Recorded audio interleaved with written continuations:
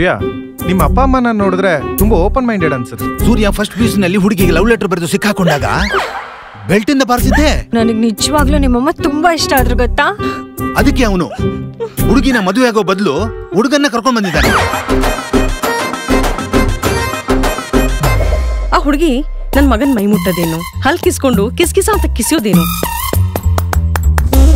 ನಿನ್ ಮಗಳು ಯಾಕೋ ಕೈತಪ್ಪಿ ಹೋಗೋ ಚಾನ್ಸ್ ಇದೆ ಅನ್ಸುತ್ತೆ. ನಾನೇ ಹೋಗ್ಲಿ ಪಾಪ ಅಂತ ಕಾಂಪ್ರಮೈಸ್ ಮಾಡ್ಕೊಳ್ಳೋಣ ಅಂತ ಬಂದಿದ್ದೀನಿ. ನೀನು ಮೈ ಕೈ ತೋರಿಸ್ಕೊಂಡು ಓಡಾಡ್ಬೇಕಾದ್ರೇನೆ ಅನ್ಕೊಂಡೆ ನೀನು ಮೈಸೂರಿನವನು ಅಂತ.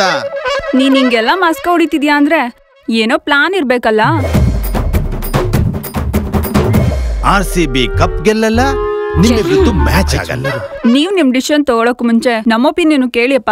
ನಾವು ಕಲರ್ ಫೋಟೋ ಇಟ್ಕೊಂಡು ಸಂಬಂಧ ಬೆಳೆಸೋರು, ನೀವು ಕಲರ್ ಬ್ಲೈಂಡ್ ಆಗಿ ಲವ್ ಮಾಡೋರು.